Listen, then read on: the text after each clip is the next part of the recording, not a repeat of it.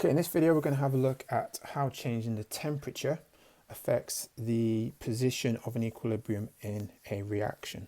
And here's an example just to take you through this and to how to set this up, because they are quite complicated and we need to make sure we go through it in a set of stages. Okay, so here's our reaction. We've got A and B reacting together, making C and D. What we have to understand here around temperature is we have to understand that this reaction is going to be exothermic in a certain direction and endothermic in the opposite direction.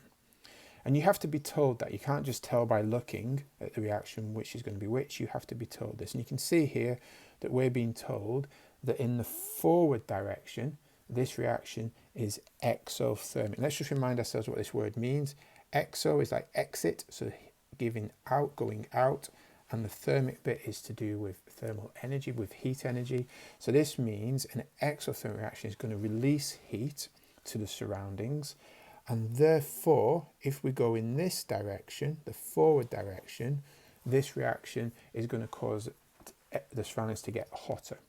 Okay, because this way is exothermic, then this way is endothermic. Remember, endo is like enter, so going in, and there's the heat energy, the thermal bit. So this is taking in heat energy from the surroundings. And if you take in heat energy from the surroundings, then those surroundings are going to become cooler. So this reaction in the forward direction is going to try and make the surroundings hotter, and in the backward direction is going to try and make the surroundings cooler. Okay, and we need to know those two facts before we go on. So reaction is reversible, goes in the forward and backward reactions.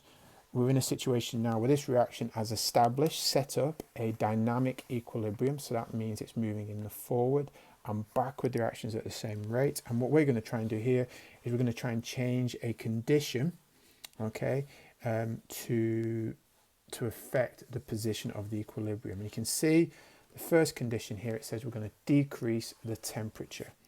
So in here, what we're trying to do is lower the temperature on this reaction. We come back to Le Chatelier's principle, teenager's law.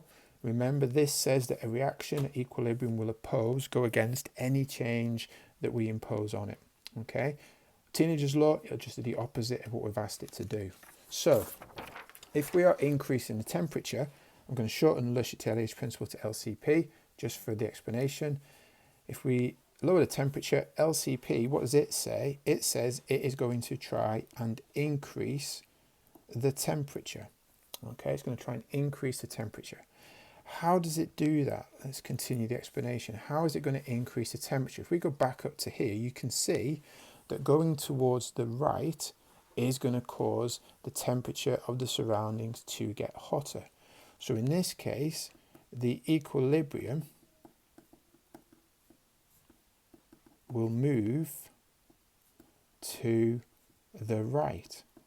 Why is it going to do that? Because the right is exothermic. So it moves this way because the reaction in that direction is exothermic.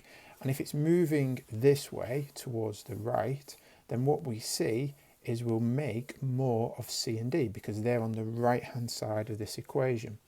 So that will lead to a situation where the amount of C and D will increase and we will produce more of this, which in this example would be good. We want to make C and D, these are the products.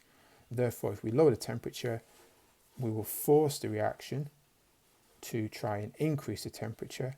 That means the equilibrium will move to the right because the right hand side is exothermic, it's causing it to get hotter, and therefore the amount of C and D will increase.